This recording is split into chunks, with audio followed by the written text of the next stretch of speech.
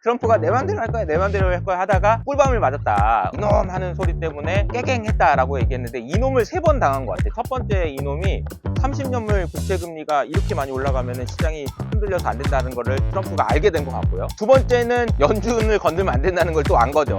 세 번째는 뭐냐면은 지지율이 많이 떨어지는구나, 이렇게 하니까 지지율이 많이 떨어지는구나 라는 걸 안 것 같아요. 그래서 여기서 더 가다가는 조금 위험하다라는 생각을 했는지 중국한테도 이렇게 저렇게 연락을 많이 하는 것 같고, 아마 이제 협상을 하는 국면으로 들어간 건 맞는 것 같아요. 안녕하세요, 모라구요입니다. 저는 지금 도쿄타워 앞에 있어요. 오늘 일본에 잠깐 왔는데 이번 주에 무슨 일이 있었는지 모구와 함께 알아보도록 하겠습니다. 네, 이번 주에는 미국 시장이 크게 상승했잖아요. 주간 네. 기준으로 나스닥은 5%가 넘게 올랐고요. S&P도 4% 가까이 상승했습니다.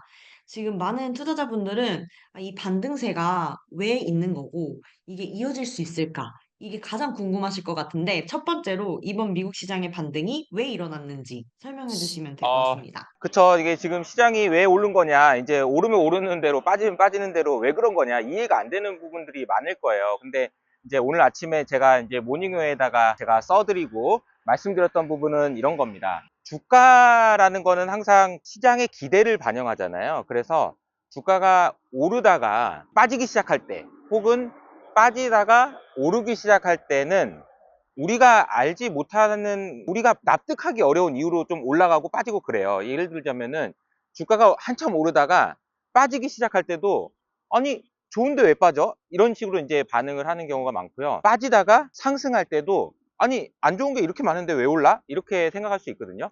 지금도 생각해 보면은 아니 여전히 지금 트럼프가 뭐 관세 협상을 한다고 했는데 중국은 아니라고 하고, 뭐 구글 실적이 잘 나왔다고는 하는데, 야, 그 뭐 지금 항공사 이런 데들 가이던스 주는 거 보면은 무서워서 벌벌 떨겠고 경기 침체도 올 것 같은데 왜 반등하는 거지? 이렇게 생각할 수 있는데, 제가 생각할 때 반등하기 시작하는 것은 안 좋아지는데, 안 좋아지긴 안 좋아지는데 점점 더 안 좋아지는 국면에서 안 좋긴 안 좋은데 덜 안 좋다, 이전보단 덜 안 좋다 라는 국면으로 이어질 때가 반등의 시작이라고 볼 수 있는 것 같거든요. 그런 측면에서 보면 관세와 관련된 것도 여전히 지금 안 좋죠. 안 좋은 건 맞는데 점점 더 안 좋아졌잖아요, 그동안. 트럼프가 뭐 관세 처음에는 10%, 20%, 뭐 하다가 100%, 막 3000%, 막 이렇게 계속 안 좋아지다가 더 안 좋아지진 않네, 이렇게 되면서 이제 주가가 반등을 하기 시작한 것 같고요. 그러니까 이제 안 좋은 이야기가 계속 많아요. 그런데 그 강도가 옅어졌다라는 게 이제 첫 번째 이유인 것 같아요. 왜 그렇게 됐냐라고 생각해 보면은 이거는 이제 답은 수급에서 찾아야 되는 경우가 많습니다. 왜냐면은 수급적으로 봤을 때 제가 이제 골드만삭스의 보고서를 보니까 쉽게 말하면 그냥 다 털렸더라고요.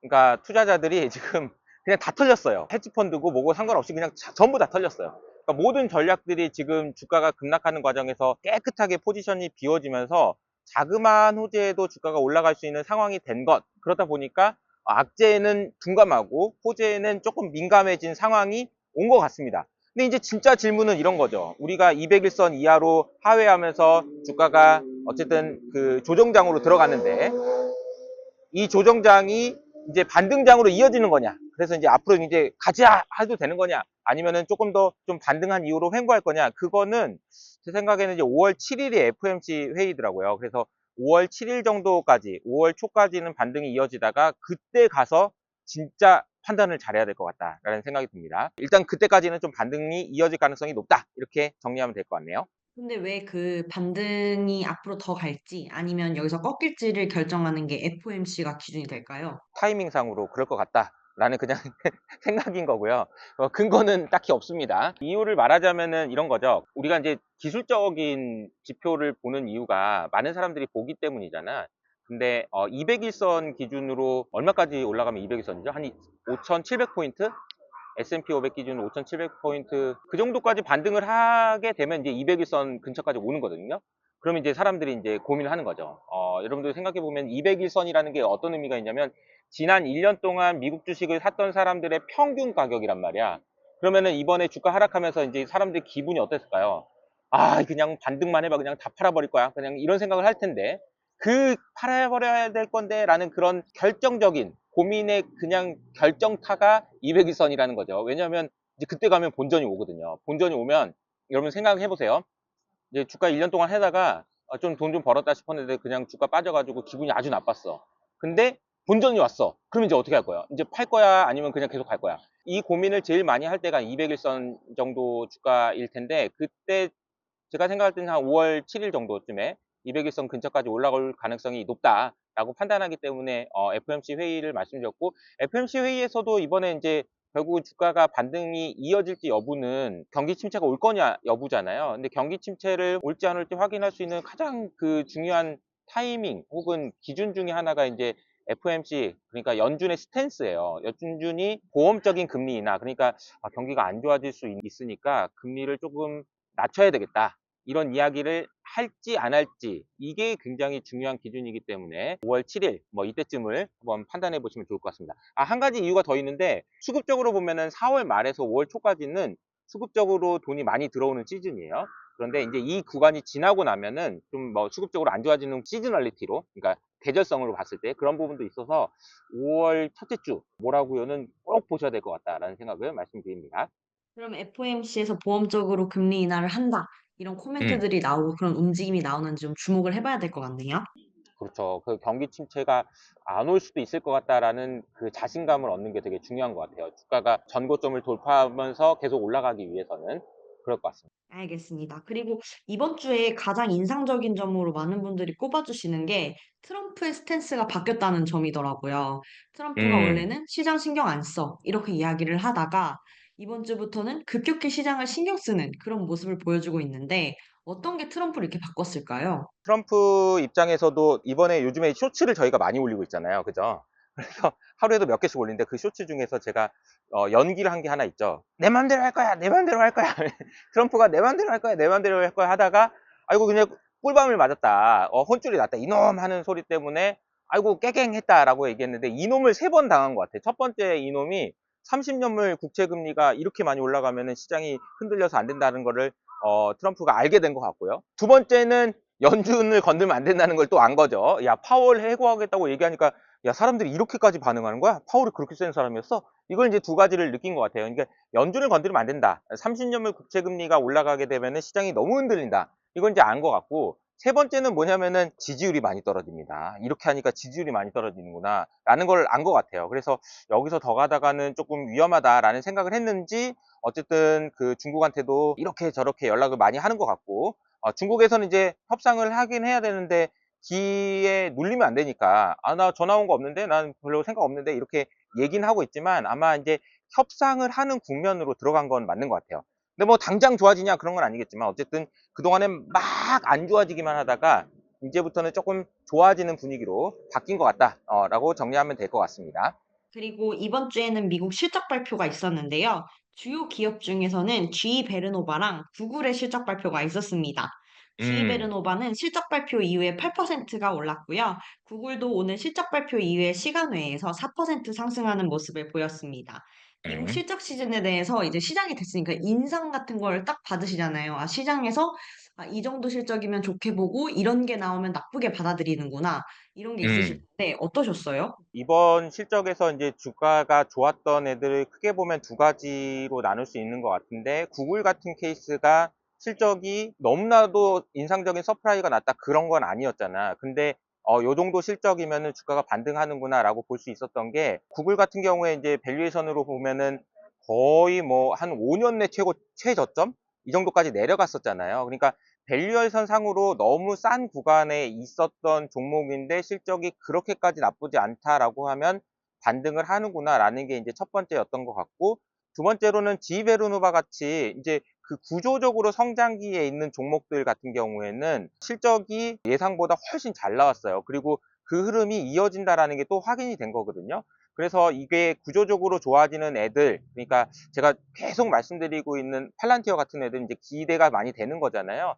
지베르노바도 결국은 이제 AI입니다. AI 에너지와 관련된 주식들이 조정을 굉장히 많이 받았는데 실적이 나오면서 주가가 반등하고 있다. 그러니까 성장하는 애들도 반등하고 있고, 구글처럼 주가가 많이 빠진 상태에서 좋은 실적이 나오면은 또 반등하는 거, 이 두 가지 포인트를 잡아보시면 좋을 것 같고, 국내에서는 이제 조선주가 대표적이겠죠. 이제 조선주 실적은 모구가 어제 컨퍼런스 콜을 다 들어봤잖아. 모구 이야기를 좀 얘기해 주세요. 조선주 어땠어요?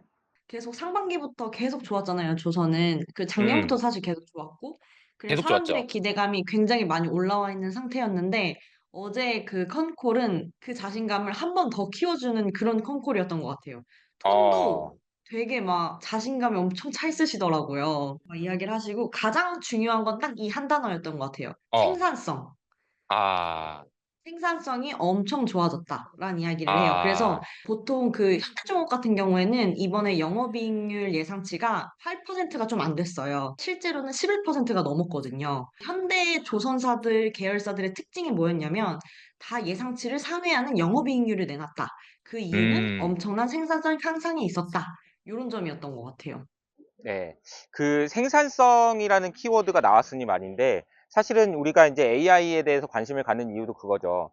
AI를 통해서 프로덕티비티, 생산성이 높아진다. 이것이 사실 이때 어떻게 보면 기업의 이익을 증가시키는데 결정적인 원인입니다. 물론 경기 침체가 오면은 매출이 줄어들면서 여러 가지 수익이 안 좋아질 수 있는 여지들이 있어요. 그런데 AI를 도입함으로써 얻어지는 생산성 개선 효과는 이번에 이제 미국 기업들 실적에서도 확인이 많이 될 것 같아요. 그래서 조선사들도 지금 원래 보면은 외국인 노동자들 했는데 일이 잘 익숙하지 않아가지고 돈 뭐 생산성이 안 나와요. 이러다가 이제 개선되는 거잖아요. 그래서 우리가 주식 투자할 때 제일 중요하게 봐야 되는 것 중에 하나가 생산성 개선인데, 이번 이제 조선주 실적에서 그런 부분들이 확인이 된 것 같고, 그런 것들이 확인이 됐을 때 주가가 어떻게 움직이는지도 이번에 봤잖아요. 주가 진짜 많이 올랐죠. 얼마나 올랐어요? 한국유포가 그 실적 발표하는 도중에 어, 15% 가까이 상승하더라고요.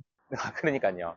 그렇게 많이 올랐는데도 또 오른 거죠. 그러니까 이게 참 주식의 묘미인 것 같아요. 그리고 이제 조선주 같은 경우에는 우리가 지난주에 저희가 ROE에 대해서 100분 동안 설명하는 그런 강의를 했었잖아요. 그런데 다음 주에는 조선주를 분석합니다. 그냥 단순하게 이렇게 뭐 시황이 어떻고 미국이 좋아해 뭐 이런 개념이 아니고, 제대로 투자하기 위해서는 재무제표까지 꼼꼼하게 챙겨보고 ROE는 왜 좋아지는지, 뭐가 좋아지는지 이런 부분들까지 봐야 되거든요. 근데 조선주에서 우리가 공부를 하다 보니까 정말 여러분들이 꼭 알아야 되는 포인트들이 있더라고요. 그래서 저희가 이제 강의를 준비했으니까 밑에 댓글을 통해서 확인해 보시기 바랍니다. 그리고 어제 컨코레스도 재밌었던 게 하나 있었는데 네. 그 팔란티어 얘기를 하더라고요. 아, 진짜요? 그 HD 현대가 팔란티어를 도입했잖아요. 아, 그래서 그게 지금 중공업사들도 그걸 쓰고 있다고 하더라고요. 근데 어, 그걸로 인한 생산성 향상은 사실은 아직은 없는데 뭐 그걸 1년 정도 해오고 있고 뭐 내년이나 뭐 이때쯤부터 좀 효과가 있지 않을까. 이런 코멘트도 있었습니다. 아, 과연 어떻게 될지, 과연 어떻게 될지 궁금합니다. 그러니까 팔란티어 홈페이지에도 HD 현대가 있다고 하더라고. 그러니까 대표적인 사례가 될 텐데, 팔란티어를 도입하고 정말로 생산성이 개선된다. 그러면 진짜 이거는 대박인 거죠. 왜냐면 팔란티어한테도 대박인 거고, HD 현대한테도 대박인 것 같아요. 그럼 이제 반도체로 한번 넘어가 볼 텐데요.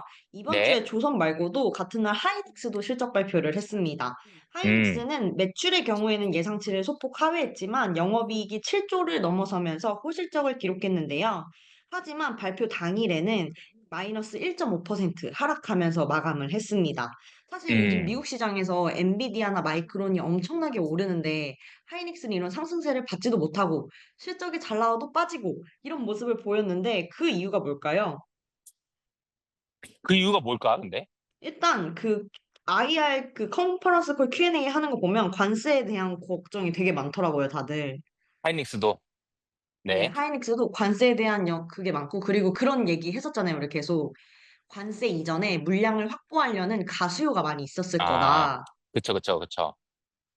그것 때문에 2분기까지 실적은 좋을 것 같은데 문제는 그 이후다. 지금 보면은 반도체에 비해서는 에너지 쪽이 좀 더 확실성이 높은 분위기인 것 같죠, 그죠? 그러니까 에너지는 AI가 아니더라도 어쨌든 그 필요한 부분들이 확실하니까 에너지 쪽이 좀 더 확실한 것 같고, 반도체는 아직은 지금 AI 쪽에서 확실히 그 수요가 예전만큼 좋아지는 건지 여부에 대해서 확실하진 않은 것 같아요. 근데 뭐 장기적으로 보면 좋겠지만 여전히 좀 불확실한 상황이 이어지고 있는 것 같고, 주가 퍼포먼스로 보면은 엔비디아가 훨씬 더 많이 빠졌기 때문에 또 올라오는 부분도 있지 않나라는 생각이 좀 듭니다. 근데 엔비디아가 계속 반등을 한다면은 하이닉스도 따라가긴 하겠죠. 근데 지금 아직 반도체는 좀 여전히 좀 불확실성에 노출이 많이 되어 있는 그런 섹터가 아닌가 싶어요. 특히나 관세와 관련돼서는 영향을 가장 많이 받는 섹터일 것 같고, 불확실하잖아요. 미중 패권 전쟁에서의 키를 쥐고 있는 것이 반도체인데, 여기서 이제 관세가 어떤 식으로 결정될지가 아직 확정이 안 됐다 보니까 불안한 심리가 여기저기서 묻어나지 않나, 그런 생각이 좀 드네요. 그리고 다음 주 주요 이슈로 넘어가 보면 한국에서는 하나오션, 하이브, 삼성전자 실적 발표가 있습니다. 네. 이제 조선사들 실적은 이제 많이 났거든요. 기자재를 제외하고는. 음. 그래서 그 완성 배업체 중에서는 하나오션이 다음 주에 실적 발표를 하고요. 하나오션은 이미 오늘 52주 신고가를 기록했습니다. 아하. 그리고 요즘 엔터 업종이 관세 무풍지대다, 한한령 기대감이 높아진다 하면서 많이 음. 오르고 있는데요. 엔터에서도 하이브의 실적 발표가 시작될 예정입니다. 그 부분을 좀 잘 챙겨봐야 되겠네요. 특히 아까 이제 조선주는 저희가 아까 말씀드렸던 것처럼 조선주 중에서도 하나오션이 있고 현대가 있고 한데, 이게 이제 재무 구조가 다르고 수익성이 달라서 어떨 때 주가가 좋고 어떨 때 주가가 덜 좋고, 그리고 이제 우리가 아직 실적 발표가 나오지 않았던 기자재 업체 같은 경우에도 어떤 재무적인 특징이 있는지 등등을 이번 이제 강의에서 이제 저희가 설명을 해드릴 예정이거든요. 그러니까 진짜 강의를 꼭 보셔야 되겠다라는 생각이 들고, 엔터주 같은 경우에도 탑다운 관점에서 지금 좋은 흐름이 이어질 수 있는 국면이잖아요. 그 흐름을 하이브에서, 다툼업에서 받아줄 수 있는지, 이런 부분들을 체크해 보시면 좋을 것 같네요. 미국에서는 애플, 마이크로소프트, 아마존, 일라이릴리가 실적 발표를 합니다. 이 중에 가장 기대되는 기업이 있으신가요? 기대되는 종목은 없는데, 애플 같은 경우에 이제 어떤 실적을 내놓을지가 궁금하네요. 애플이 최근에 이제 주가가 많이 안 좋았었잖아요. 그리고 가장 그 관세에 피해를 많이 보는 대표적인 종목이죠. 그리고 이제 중국의 볼모 잡힌 거나 비슷해요. 그러니까 이제 애플이 중국에서 생산을 90% 하는데 미중 관세 전쟁에 그냥 가장 큰 피해를 본 거잖아요. 근데 그만큼 공급망이라든지 여러 가지 측면에서 취약하다라는 게 노출된 거라서, 이것과 관련된 전략을 어떻게 가져갈지 이 부분도 좀 관심이 가고, 그리고 이제 아마존을 저희가 좀 긍정적으로 봤었는데 관세 때문에 피해를 많이 본다고 해가지고 주가도 많이 빠졌잖아요. 그래서 AI와 관련된, 이번에 이제 구글 실적에서도 클라우드에서는 매출이 잘 나왔더라고요. 근데 AI와 관련된 거는 계속해서 수익성 개선이나 이런 것을 확인이 될 텐데, 관세와 관련된 부분들이 어떤 영향을 줄지 이런 거는 저희가 좀 체크를 해봐야 될 것 같다라는 생각이 듭니다. 매크로 일정으로 넘어가 보면 다음 주에는 ISM 제조업 지수 발표가 있고요. 4월 고용 동향 보고서가 나옵니다. 그리고 네. 1분기 GDP 예비치 발표가 있습니다. 그중에 일단 가장 눈여겨봐야 할 건 어떤 걸까요? 일단 제 생각에 ISM 제조업 지수가 제일 중요할 것 같은데, 이제 여기서 이제 우리가 한 가지 체크해 봐야 되는 거는, 우리 알고 있어야 되는 건 이런 거예요. ISM 제조업 지수는 설문조사에서 그 결과를 내놓는 거라고 했잖아. 근데 설문조사 기간이 있겠죠. 5월 1일 날 발표되는 ISM 제조업 지수지만 사실은 4월 뭐 17일, 20일 이때까지의 설문조사 결과를 취합하는 기간이 있다 보니까 있을 거야. 아마 4월 20일 정도까지 한다고 하면은 관세가 한참 심각했을 때, 그러니까 이제 트럼프가 쫄기 전에 그런 이제 조사 결과일 수 있기 때문에 많이 안 좋을 수도 있겠다라는 생각이 일단 기본적으로 들어요. 그래서 그런 부분들까지 감안하셔서 보셔야 된다라는 생각이 일단 들고요. 아마 ISM 제조업 지수가 안 좋게 나오면 그게 아마 어떻게 보면은 또 바닥일 수 있겠다라는 생각은 듭니다. 그것보다 더 안 좋아지진 않겠다라는 생각도 할 수 있는 거죠. ISM 제조업 지수가 진짜 중요한 변수가 하나 될 것 같고, ISM 제조업 지수는 심리 지수고, 그리고 이제 그 뒤에 나오는 고용 지표는 실제 지수잖아요. 그래서 고용 지표에서는 얼마나 지금 실제로 고용을 줄이는지 아니면 해고를 하는지 이런 부분들까지 체크를 해봐야 되는데, 아직까지는 괜찮은 것 같은데 어떻게 나오는지 좀 지켜봐야 되겠네요. 경제 지표 상에서는 여러분이 체크하셔야 되는 건 딱 하나입니다.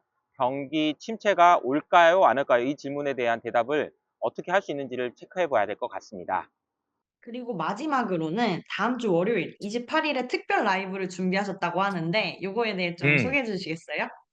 자, 제가 지금 이제 일본에서 이제 촬영을 하고 있는데, 월요일 저녁이죠? 월요일 저녁 8시. 제가 이제 100분 동안, 제가 그동안 사실은 한 20년 가까이 투자하면서 경험하고 느끼고 배우고 했던 모든 것들을 100분 동안 풀어낼 생각이에요. 그래서 이번에 클래스 101에서 투자 리셋 강의를 저희가 준비했는데 수강생들을 대상으로 해서 라이브를 해달라고 하셔가지고 아이 그렇게 하지 말고 그냥 제가 전체를 대상으로 하자고 해가지고 한 거거든요. 그러니까 밑에 있는 댓글을 통해서 알람 신청을 꼭 해주시고 잊지 마시고 이거 다시 보기 없거든요. 꼭 그때 그 시간에 맞춰가지고 들어오셔서 저희 20년 동안의 노하우를 한번 얻어 가시기를 바랍니다.